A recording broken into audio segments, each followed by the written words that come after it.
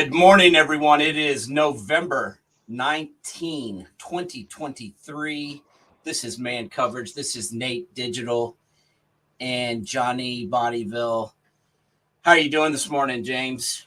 Oh, any better be a crime. You know how it is. I do know, as a matter of fact. It is college football week 12. We are here to break it down for you one more time. Every time I say that, I just think of that song. One more time. We're going to give it to you live.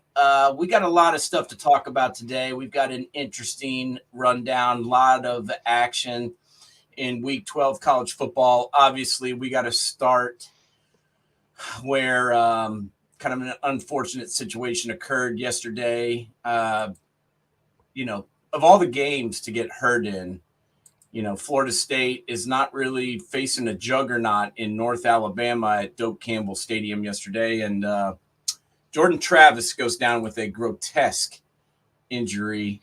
He's done for the year. He may be done for all of next year. It was nasty, and it was hard to watch. I feel really bad for this kid. He's waited for years to get this team where they're at and to be where he is at.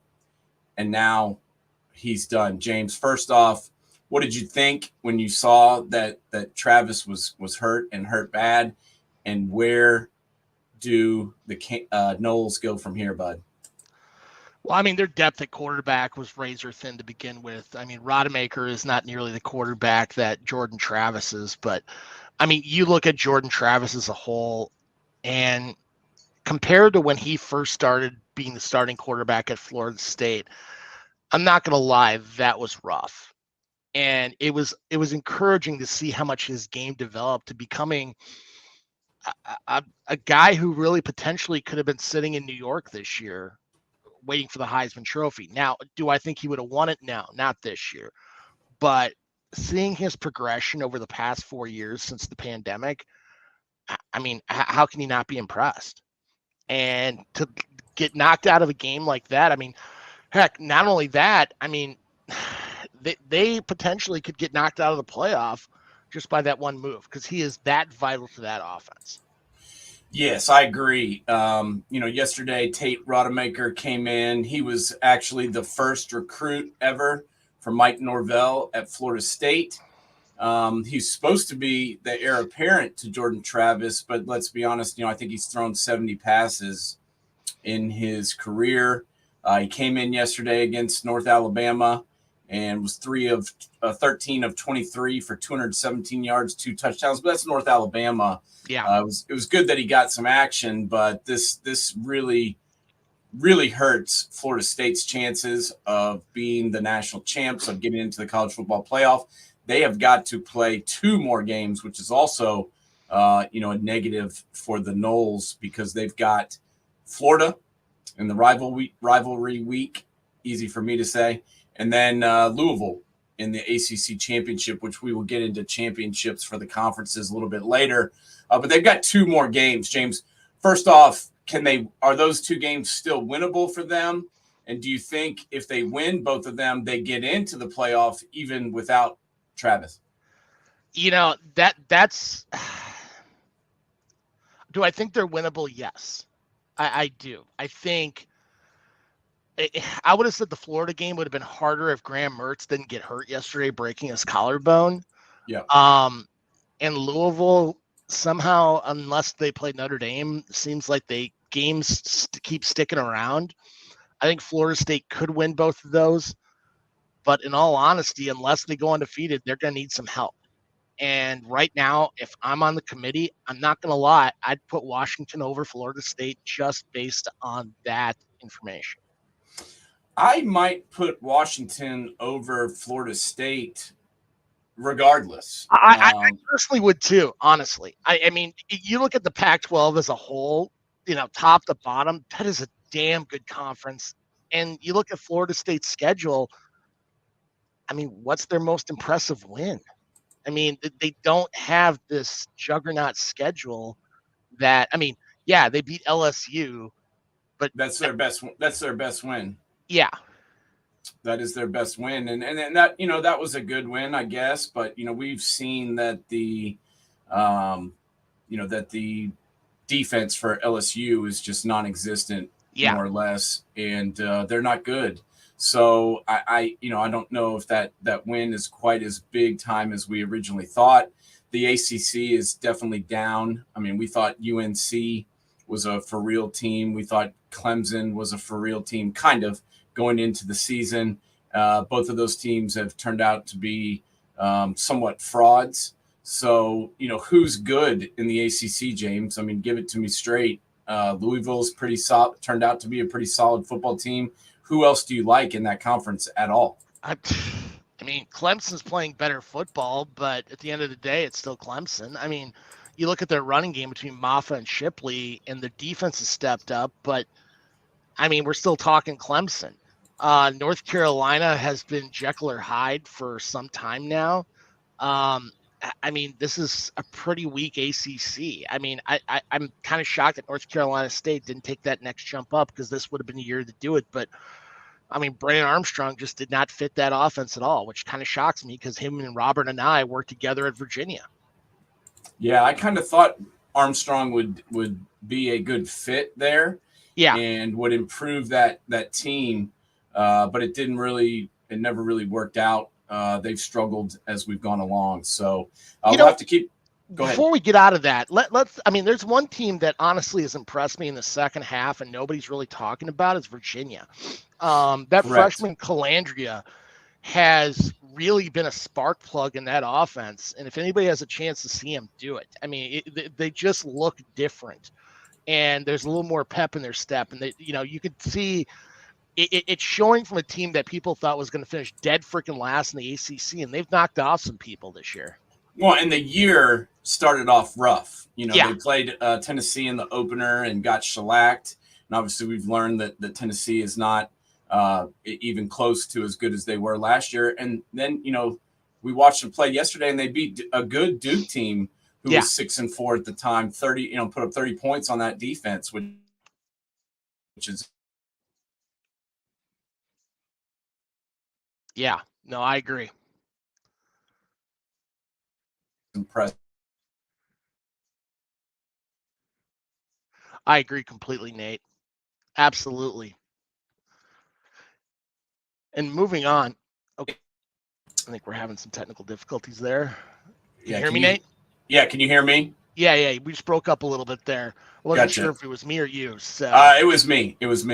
But yeah, well, let's talk a little bit about the other team in Michigan that we had some things to discuss about. James, you wanted to break down the Wolverines after their near loss, is how I look at it, yesterday against Maryland. They ended up winning 31-24. Michigan against the world. No one's against you. People just don't like cheaters. James, what do you got? Well, a couple things this week. First of all, let's talk the off the field stuff, where Jim Harbaugh claimed that Michigan's now America's team. The question I figure out is which America are we talking about? Are we talking about the United States of America, North America, or South America? Because it sure as hell ain't the United States of America. So let's just get that straight. And then the firing of Chris Partridge, where he is destroying files concerning the investigation. And suddenly Michigan does an about face and accepts their penalty from the Big Ten automatically. Amazing how things transpire there. Now, let's get to the football field. The one thing that kind of shocked me watching this game, because Maryland has a tendency of turning it on and off on a fairly regular basis. But the big red flag for me for the maize and blue is they don't have a downfield passing attack at all. And I mean, what's going to stop, next week for Jim Knowles? I think he's going to do a lot what he did against Minnesota, is stack the box and dare them to go deep. Yeah, I mean, yesterday he was 12 of 23 for 140 yards and an interception. Yeah. And let's just be honest. I mean, Talia Tagovailoa did not have his best game. He was No. 21 of 31 for 247, 2 picks, no touchdowns. How do you almost lose to Maryland when Tagovailoa doesn't even throw a touchdown pass? Yeah, that's that. I mean, you look at this team. I mean, Maryland's got speed on the outside. They got speed in the backfield, but they always get destroyed up front. That's been their calling card since they've been in the Big Ten. This should have been a game where Michigan took them to school, and it wasn't even like they were playing with their food. They just didn't look good. And if they're going to beat the Buckeyes next week, they're going to have to throw it over the top. They're going to have to find something, because that is something they've never had to do all year. I mean, hell, look at the Penn State game. They didn't throw a pass from halfway through the second quarter throughout the rest of the game. And they maybe think they can get away with it. Well, next week you won't. No, we'll talk about the game here in a moment, obviously, but the Buckeyes have shored some things up, and the quarterback looks more comfortable. That's the biggest thing for me. He just, a lot of times this year he hasn't looked comfortable. And I'm talking about Kyle McCord, obviously, but he does look comfortable now. So that'll be very interesting to look at as we move forward. Let's talk about let's go back out west, because I want to get into the game that occurred last night. Another team that is unbeaten, and obviously I'm referring to the Washington Huskies. What a coaching job this guy has done, Kyle DeBoer in Washington. You mentioned that it was a great hire when they made it. You thought that he was going to do great things there. I agreed with you. I believed you, but I didn't think he would do this good of a job. What a match made in heaven, getting Michael Penix. He seems to have gotten better. He's healthy again. And, whenever they need a big play, like last night, third down, and I think it was like 7, game was on the line. They had the ball, and he threw a dart out into the flat to a wide receiver running a quick out at about 9 yards, and hit it, and the game was over. And this guy's done this time and time again. Oregon State put up a good fight. DJ Ugalele threw 2 interceptions, but honestly, he played a decent game. It was pouring down rain. He was getting hit. The Oregon State offensive line is a good one. But yesterday they were a little bit better at run blocking than they were pass blocking. And, Oregon State just came up a little bit short, but it was 22-20. I thought the Beavers played a hell of a game. James, what did you think about this game in its totality? And where do you think Washington stacks right now with the other unbeatens? Well, I'd put them ahead of Florida State, but I think they're behind all the rest of them. They just have not looked the same since they beat Oregon. They don't have, I mean, granted, they were going through some health concerns there, but Michael Penix isn't putting up the yards they once did. I mean, granted, they're relying more on Dylan Johnson to run the ball, but I mean, heck, you're in Corvallis, which is a really tough place to play, against an offensive line that I don't think it's near the credit it deserves, nor Damian Martinez, the starting tailback for the Beavers. I mean, what Jonathan Smith has done in the short time he's been there at his alma mater's been freaking amazing. I mean, people forget when Gary Anderson was there, and prior to it, man, Oregon State was getting just dumped on. I mean, Riley, you look at the second term of Riley there, Mike Riley. Yeah. I mean, they were good. They weren't this good. You've got to really go back to, heck, Dennis Erickson, when you saw Oregon State playing this kind of football. And who was playing quarterback? That's right, Jonathan Smith was. They had a guy named Ken Simonton at running back who was throwing up 1,000-yard rushing. And a couple receivers that did kind of pretty well in the NFL, and TJ Hushmanzada and Ocho Cinco himself, Chad Johnson. So it's I mean, for a program that financially they're not going to compete with the USCs and UCLAs of the world, and look what they're doing. The culture is there and it's real, but heck, Washington gutted it out. They're better. They have a better team. They did, and they had a better quarterback who got it done in crunch time. And I will say that defensive lineman Tuli Gasanoa is one of the best D linemen I've seen all year long. They put up a stat at one point, and when he was off the field, because he gets gassed occasionally, which God help him. I don't blame him. Yeah. He's got to weigh almost 400 pounds, but he can move really good for a big man. When he was off the field, they were running for almost 4.8 yards a clip. When he was on the field, it was like 3 yards or less. And he made a big difference. And he stuck it out in the stretch and was dominating whoever was in front of him. And to me, that guy made the difference in the game. I mean, I was just watching the tape afterwards. I recorded it. I went back and watched it, and I was just like, good God. This guy is a one-man wrecking crew. There had to have been 6 or 7 plays where, he had his guy in the backfield, and either he would shed him and make the play or push his guy into the running back. And if that wasn't occurring, Martinez was getting big time chunk yardage. Yeah. And that was a big difference. So, I like Washington. Their defense hasn't been as good. No. They looked really rough last week in the first half against Utah, and fixed things, to their credit, fixed things in the second half. And then last night, they were getting gashed in the run game throughout the ball game. They just got stops at the end when they needed to. Because I like their secondary. Their secondary was playing really well, and we're doing good things in coverage. And I think that's, to me, with the defensive lineman and the coverage, was the reason they were able to win that game. But I agree with you. I think they're number 4 right now for me. Not thinking about the Jordan Travis injury. Yeah. Just thinking about where I see them sitting. I put them at 4, and honestly, I've got Oregon at 5. I would agree with you. Honestly, I mean, honestly, if you put Oregon, Washington today, I'm not going to lie, I'm picking the Ducks. I am too. They've looked better where Washington's looked worse. The part that shocked me going into this game was Vegas picked the Beavers to win. When's the last time you saw an undefeated team be the underdog in a game this late in the year?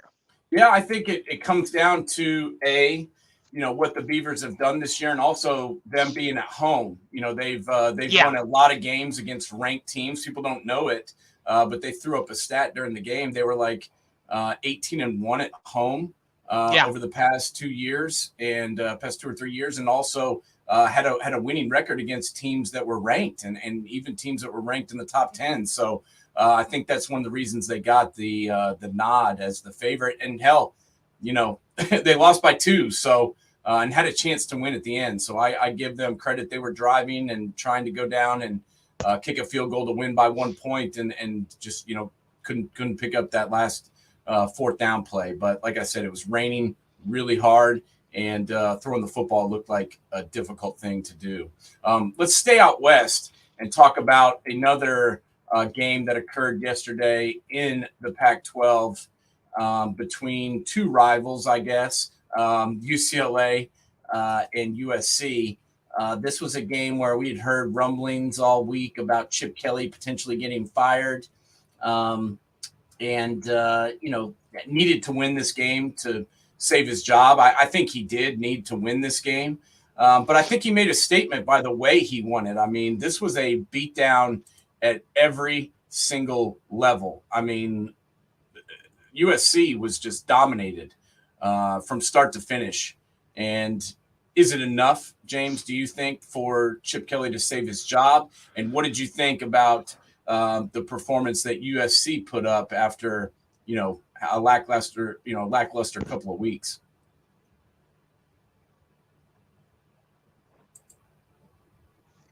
Well, I mean, you look at it, and SC is who we thought they were, which is the same problem they had when Helton was coach, is they're soft up front.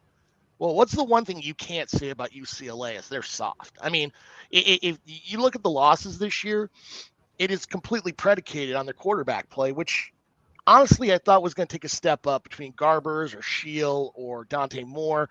But their running game, they just own the line of scrimmage and really stuck it to them. I mean, you look at USC's rushing. They went 22 carries for 3 yards.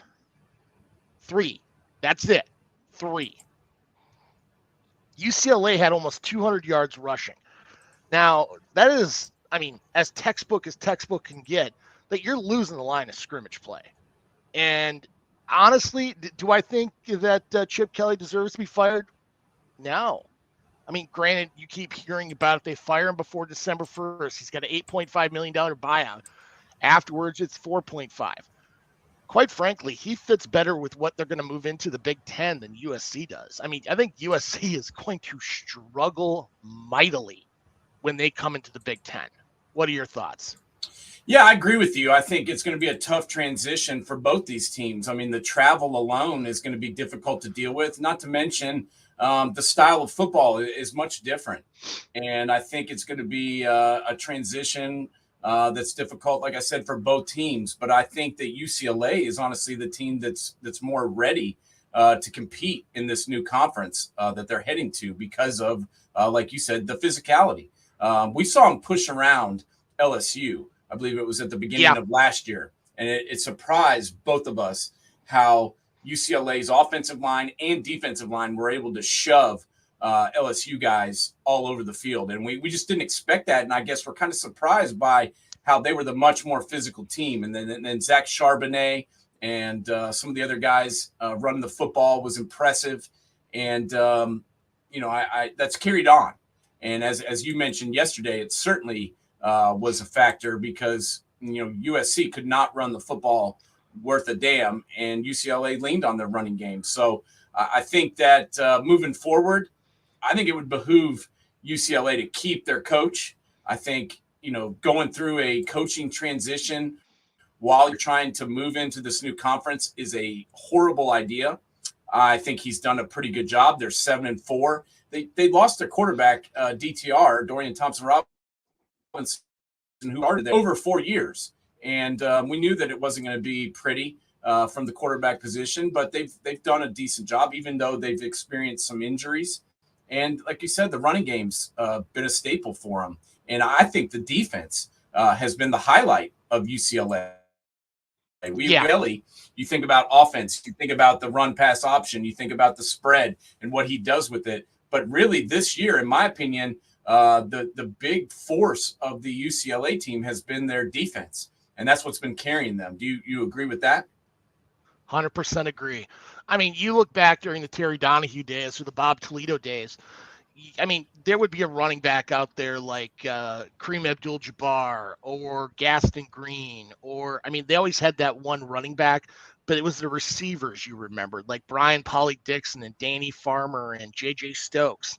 I mean, because they were such a pass-heavy team no matter what it was throughout the 80s, 90s, even early 2000s, and now they just got a completely different identity as a whole. I will say, if they do fire Chip Kelly, there is only one name on my mind who I think would be a good transition to help them in the Big Ten, and that's Jonathan Smith. But will he leave his alma mater? Why? Why would he? Why would he? Yeah.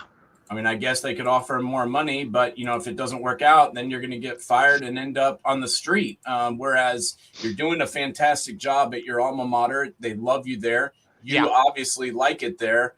I don't think he would leave, but money talks and bullshit walks. So I never thought Rich Rod would leave West Virginia, and look what happened there. Yeah, and look where his career went after he left. Exactly.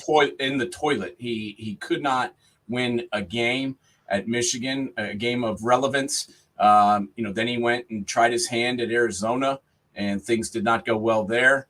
And now he doesn't coach. So if that's where you want to go, I think some of these coaches think they can just go anywhere. What's that? He still coaches now. He's a coach still. Yeah, he's the head coach at Jacksonville State Gamecocks. My exact point. So I meant Power 5 football. He's not a coach. Yeah, no, you're right. He coaches football, but no one sees it. So it's like if a tree falls in the woods and no one's there, does it really fall? I mean, I guess it does, but no one sees it, so who cares? But yeah, I just think he needs to stay where he's at, and I think that UCLA should keep Chip Kelly. But we'll see what happens. I think if they were going to fire him, they would have already done it. Maybe they'll wait till the end of the season. I don't know. Maybe they want to see how next week goes, and they want to see what the bowl game looks like. I have no idea. But I think it would be in their best interest to keep Chip Kelly. The guy's been a proven commodity. He's done a pretty good job there. UCLA is not the program it once was, James. It's not. No. What do they want? A national championship every year? You're not going to win that. You're not going to win that there. I think they're going to be better and have in better shape going to the Big Ten because they'll be able to branch out their recruiting a little bit and get maybe keep kids in California that they weren't able to keep before. But we'll see how that works out. It's going to be different for everybody moving forward. But let's talk about let's come back over to this side of town and talk about the game that happened down the street here from me. And obviously, I'm talking about the Georgia Bulldogs taking care of business against Tennessee. I think we all kind of expected this to happen. But I don't know if you saw the first play of the game. Georgia kicks off. The Vols get it. They hand off to Jalen Wright. He goes 75 yards for a touchdown. Everyone was going nuts. And I was like, maybe Josh Heupel's got something up his sleeve for the Georgia Bulldogs. And then the rest of the game happened. And that was pretty much it for them. They managed another field goal in the second quarter, and that was it. Rough day for the Vols. And this was a stat that I saw on a local show here going in. When the Vols were losing or are losing going into halftime, Josh Heupel is 1-11 in games while being the head coach at UT. He has not been able to, make adjustments at halftime. He hasn't been able to get the troops real fired up. I think Georgia is hitting on all cylinders. I'm liking what I'm seeing out of Carson Beck. James, what do you think about where Georgia is at right now? Yeah. Going for their third straight title. And also, after you talk about Georgia, I want to hear what you think about Tennessee and where this program is headed. 7-4 now, 3-4 in the SEC. Where has Josh Heupel got this team at as we stand? Well, I've been talking about Carson Beck and how I really think he has played extremely well because this defense, Georgia defense, is not like the previous years.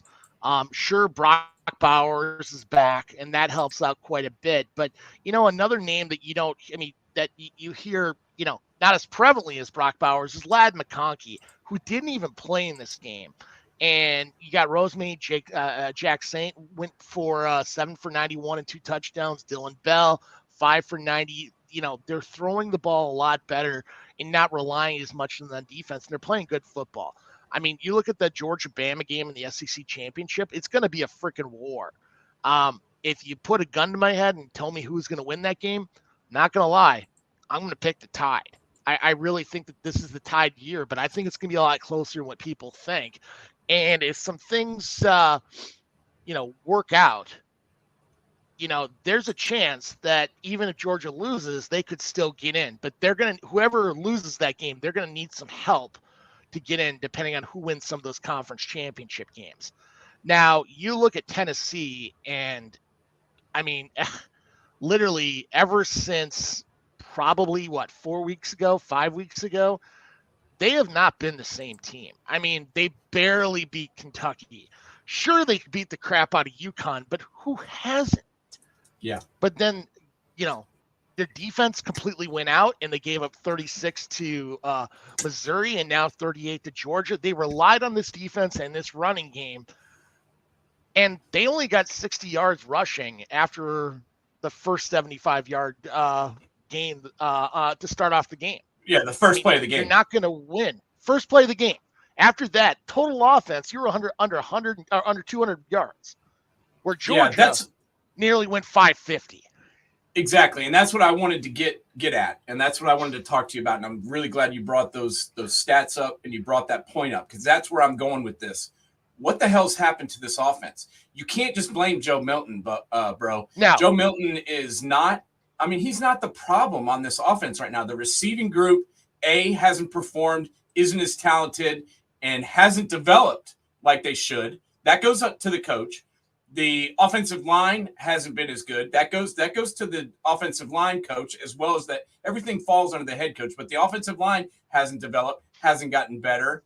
And then, as we said, the defense kind of peaked in that Texas A&M game, and I was like, damn, this defense came to play.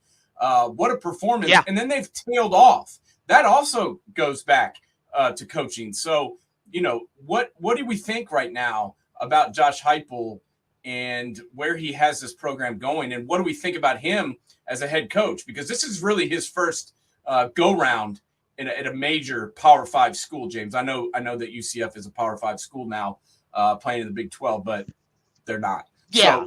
So tell me, and they weren't at the time he was there. So tell me what you think about what grade would you give Josh Heupel on this season? I mean, we knew that it wasn't going to be the same type of year as last year, but what would you give him?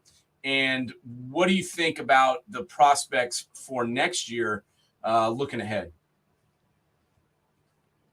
I mean, honestly, they got to get an identity on the offensive line first and foremost. I mean, that is something that you look at the first half of the year, they relied on. That's who they were because they didn't have the receivers. I mean, you lose those type of receivers, it's hard to overcome. Plus, I mean, once again, Hendon freaking Hooker. How many times we have to talk about how great he was? And I don't think Tennessee fans truly, I mean, I would put him up there in the Peyton Manning category, the Heath Schuler category.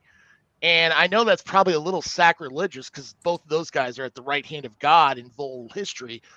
But he put up those kind of numbers with a defense that wasn't good. I mean, do people remember the Music City Bowl against Purdue without David Bell? I mean, that game could still be going on at this rate because what was the final in the 60s? I mean, it was crazy. And the defense got better this year, but I think they're just tired out because they're on the damn field too much. Yeah, that they're getting worn out. And, to me, it's very strange how, the Vols were leading the country in rushing. And then, the last couple of weeks, it hasn't been the same. And I know against Missouri, Joe Milton was their leading rusher. Exactly. And Joe Milton can't block for himself. I hate to break it to people. No, and as I said, he is not the issue on this team, and everybody wants to blame him and wants to put the kid out there that's never done anything, but he's not the problem. And yesterday you take out that 75-yard run, and you've got essentially Jalen Wright with 25 yards, you've got Jabari Small with 25 yards, and nobody else over 10. So bad day, run the football except for that one play. It's the Missouri game all over again. Same stats. Pretty much. Almost the same score, too. The Vols mustered a couple more points, but it was basically the same score, and the team looked the same. So I think I think they've got a lot to prove.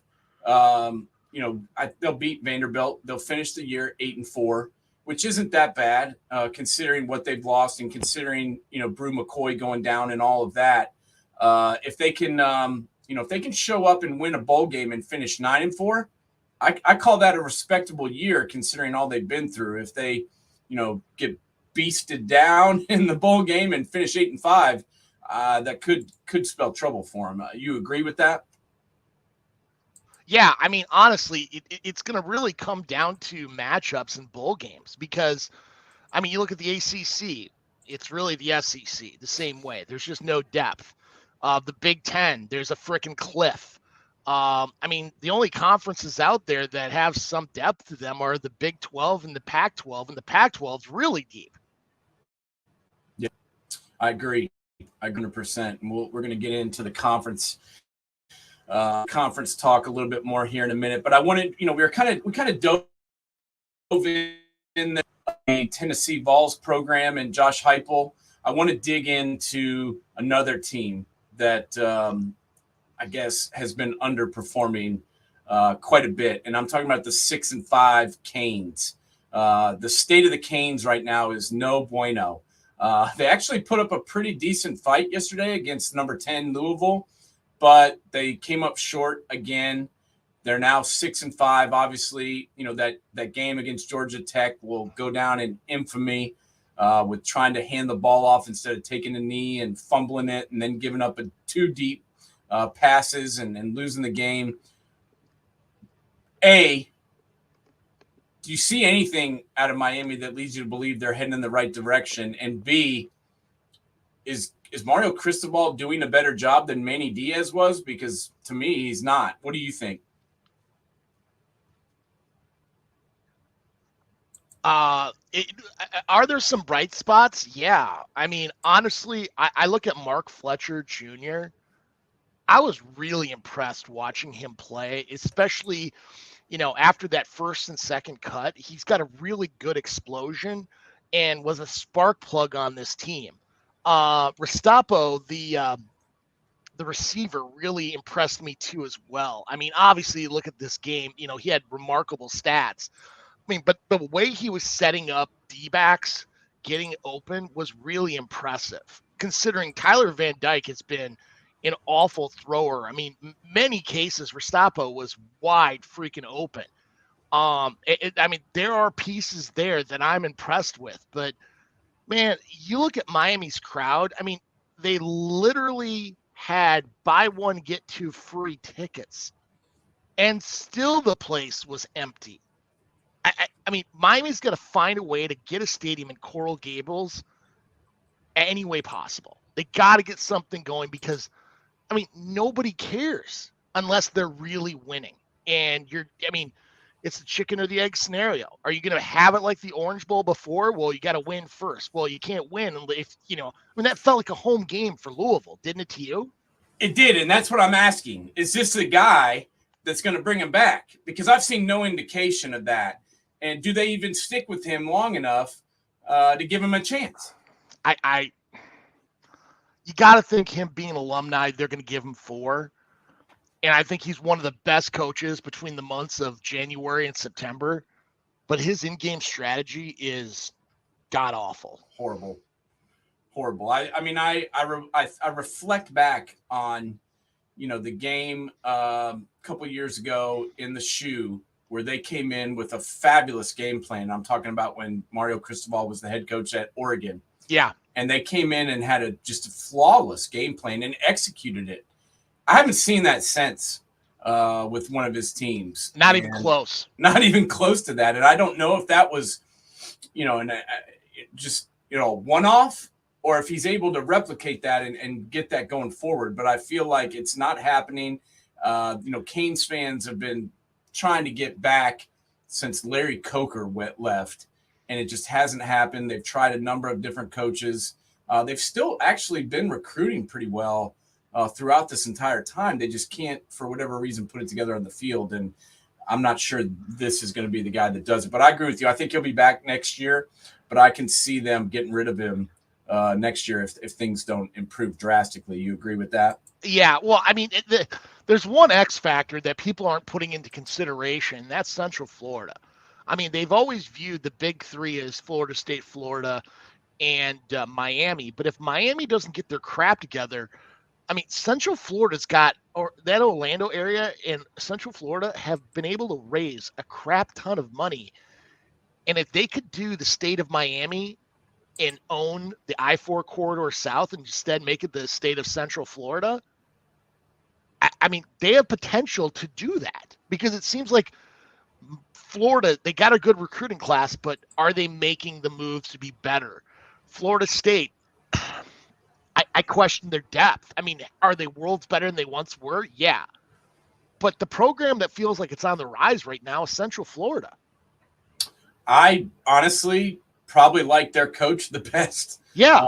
And that's, I can't believe I'm saying that, but I believe in him a little bit more than I do the rest of these guys. Not that Mike Norvell hasn't done a fabulous job this year, because he has. He's done a great job. But do I see him sustaining this and doing it year in, year out? I don't know. I'll have to see it. I don't know if he can. And it's going to be a really eye-opening experience to see what it looks like without Jordan Travis there. Yeah. The next 2 weeks. And another team that is outperforming themselves and just unbelievably playing well right now. And that's the Arizona Wildcats, George Malalulu's alma mater. 8-3 Wildcats after their domination yesterday of the Utah Utes, 42-18. 8th win of the season, James. 5th straight victory. The first time they've won 5 straight games since 2014. Holy shit. I cannot believe. I picked this 6 weeks ago when I said this was my sleeper team that I believed was going to be, sneaky good. They're not sneaky good, James. They're damn good. And they're 6-2 in the conference. Yeah. What's going on in Tucson? How are they playing this well? Quicker than expected. They're obviously ahead of schedule. Oh, way ahead of schedule. And I mean, I'm not going to lie. I question this hire like nobody's business because, I mean, Jed Fish has been around between the pro and college circles for some time. And his biggest knock has always been he tries to overcomplicate the game like he's coaching in the pros, not thinking these kids got, other classes they have to do, other things they have to do.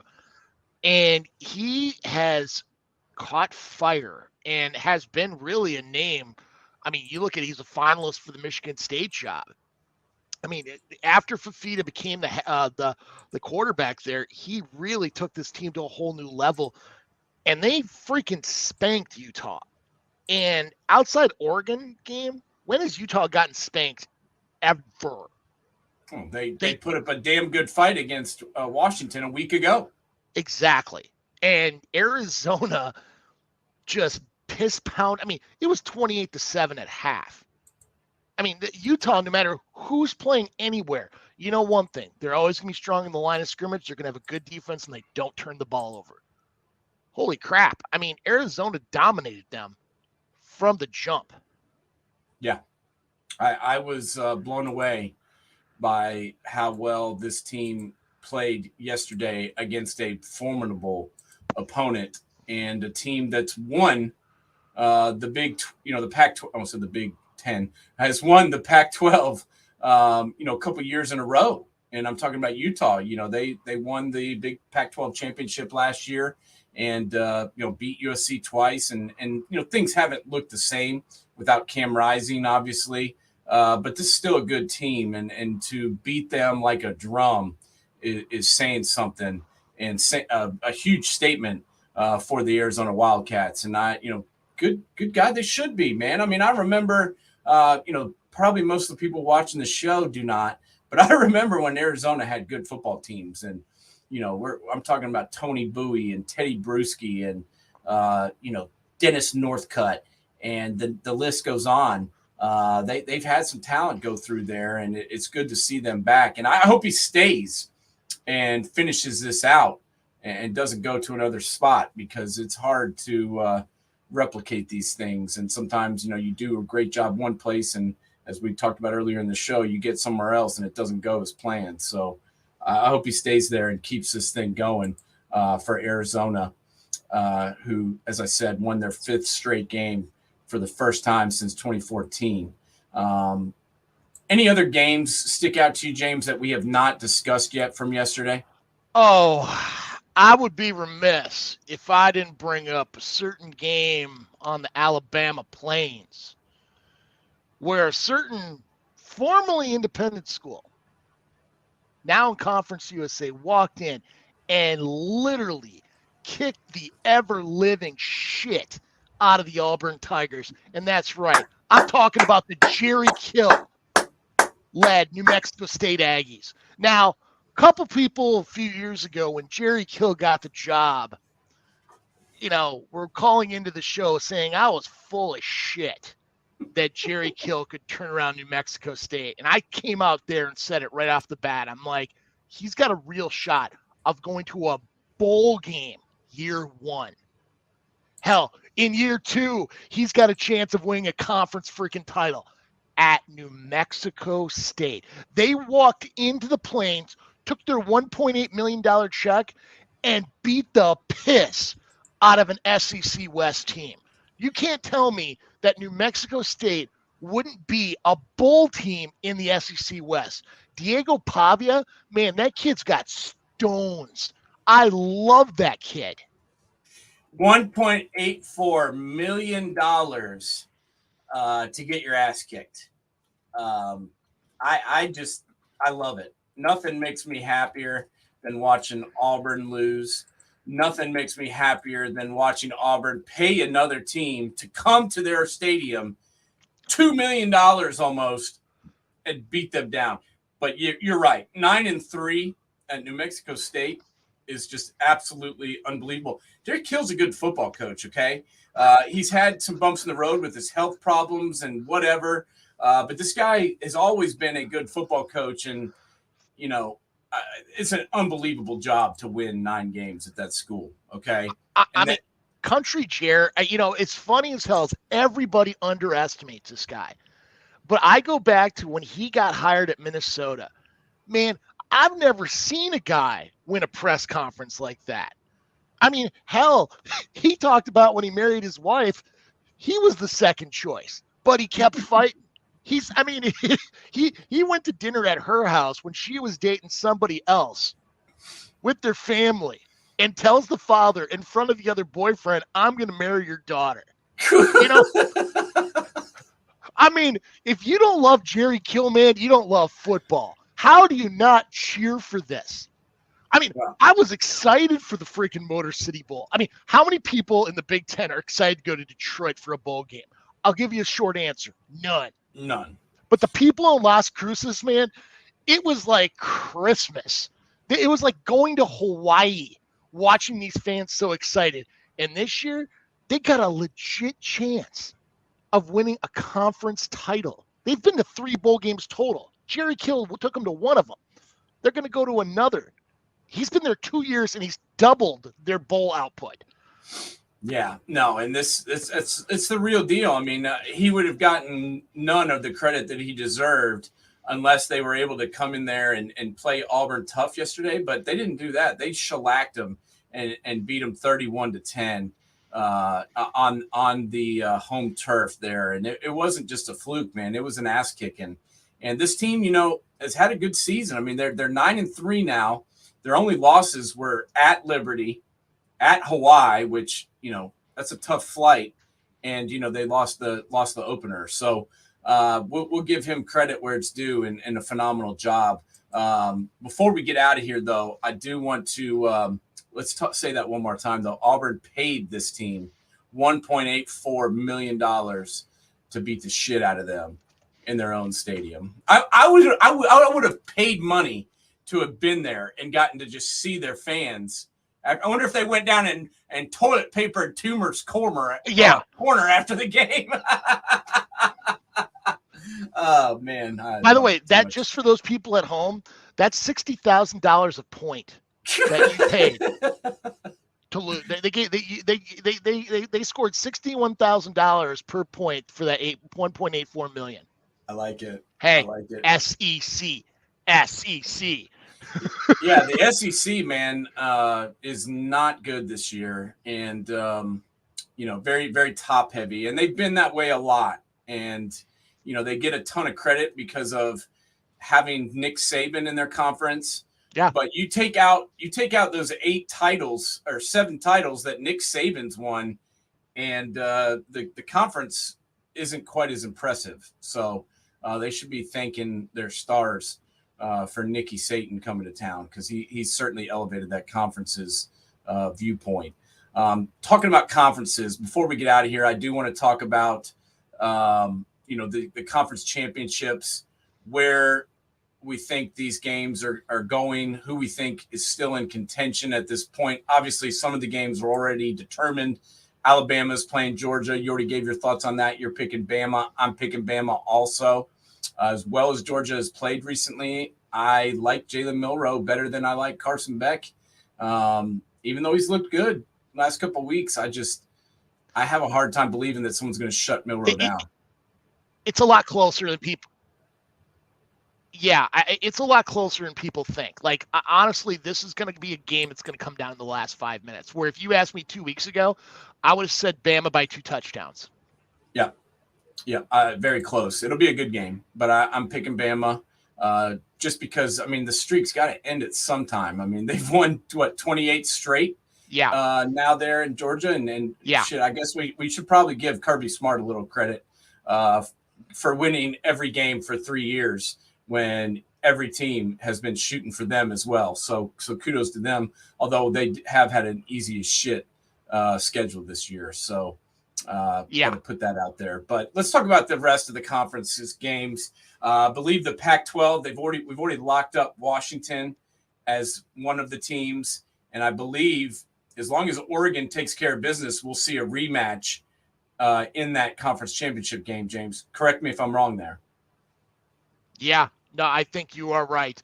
Granted, I will say, outside of a very logical game up north, the game I'm looking most forward to watching is that Oregon State game. I mean, you look at last year, Oregon State did the exact same thing to Michigan did the exact same thing to Penn State as Oregon State did to Oregon last year. They didn't run a passing play for the last 40 minutes of the game, and they just shoved it down their throat. I mean, that Oregon State game is going to be a freaking war. And I look at the line right now as 11.5 to Oregon. Man, that's a big number. Yeah, I mean, if Oregon State is going to have a chance, they're going to have to run the football. And they're going to have to run it all day long and keep Bo Nix and the Oregon offense off the field. I'm not telling anybody anything they don't already know, but it's worth pointing out. They're going to have to run the football. Dennis Martinez is going to have to, go off. And the Oregon State offensive line has the ability to do it, James. Yeah. Oh, absolutely. They do. Now, let's just say I'm not prognosticating this, but let's just say that Oregon goes down. We got Arizona sitting there at 6-2. Who goes in if Oregon loses? And let's say Arizona takes care of business. Who wins? Who goes to the conference championship game? Is it Arizona? Is it Oregon? Do they continue to go even with the loss? That's a good question. I would. Honestly, I don't know. I don't know. It's not a question that I know the answer to. I'm not sure. Yeah, because I don't know the tiebreakers for the Pac-12 because it could come down to BCS ranking. I would still, if it comes down to BCS ranking, I would bet. You mean playoff ranking? Yeah, playoff ranking. I would bet still Oregon would be ranked ahead of Arizona just because how do you push a team down that far when they lose to a team that's, if they lose to the 11th ranked Beavers, you're not going to push them back beyond 17. You're just not. No, I agree with you. So I guess it's already decided then. It'll be a rematch of that game, but it won't be as exciting if Oregon loses to Oregon State. Let's talk about the Big 12. We've got Texas, obviously, 7-1. They are pretty much assured of a spot in the Big 12 championship game. And then you got Oklahoma State, Oklahoma, Kansas State, all sitting there at 6-2.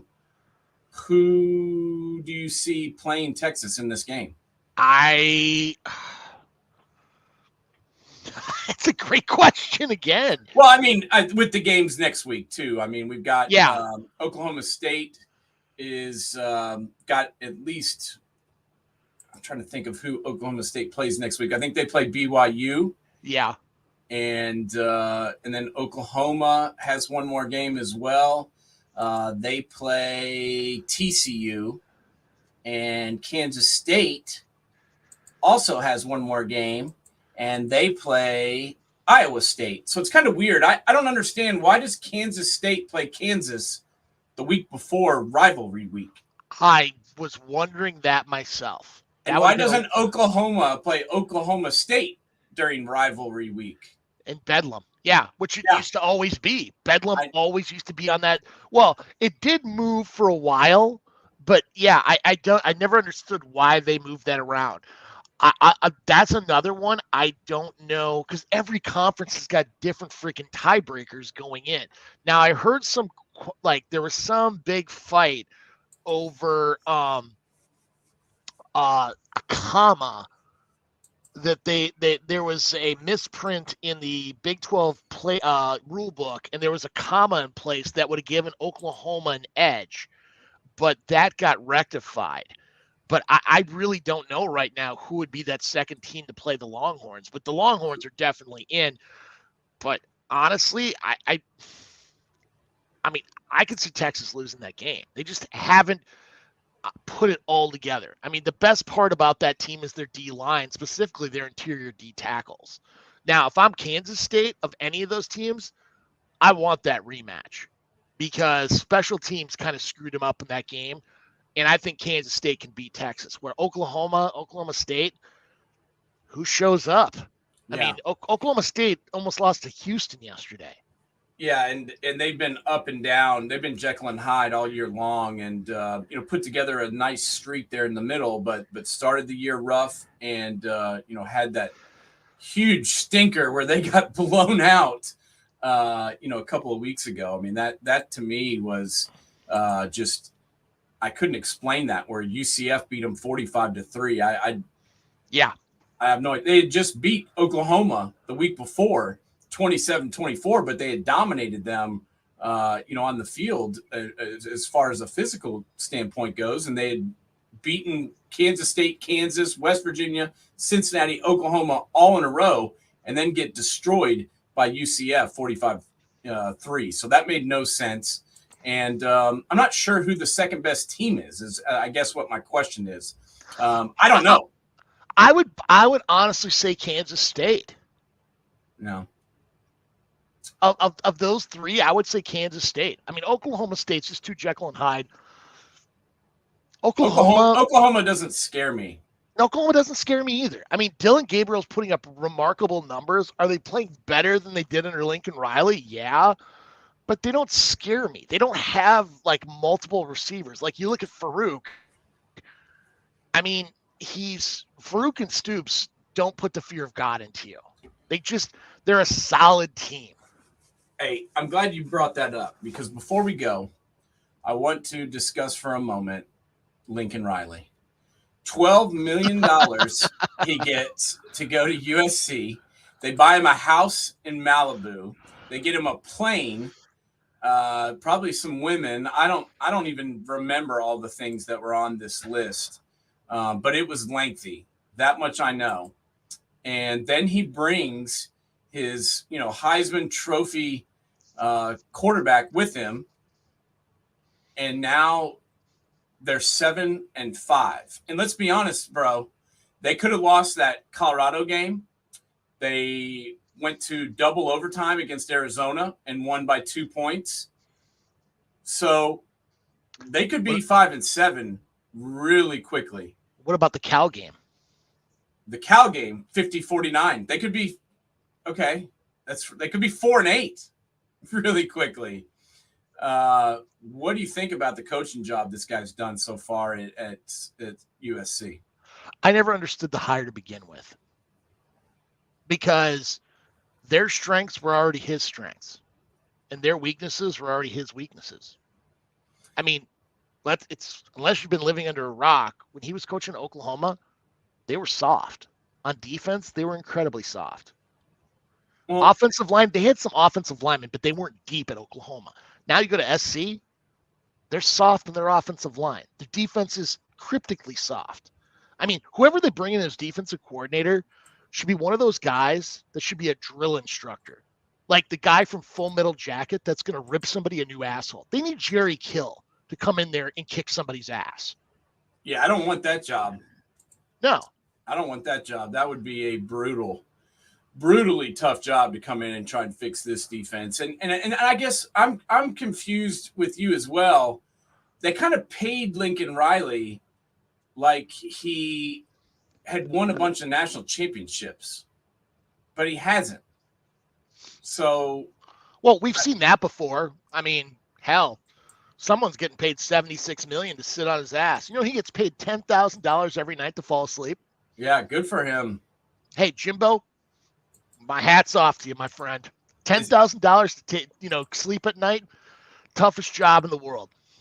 Yeah, well, with all the things we have going on in our country and our world right now, and those college football coaches get paid to not coach millions of dollars. I just remember back to old Cajun Fred, Ed Orgeron, when they were talking about firing him at LSU, and they sat him down in the office and they said, Ed, we're going to let you go, but we've decided we're going to pay you the full, whatever it was, $17.1 million. But we were going to have to let you go. And Ed stood up, shook his hand, and said, which door do you want me to leave out of?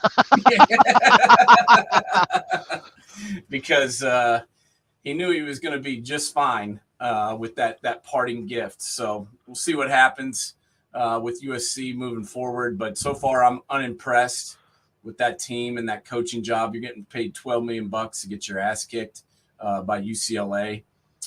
Good job. And we got some pretty important games though next week, James. I'll probably watch one of them.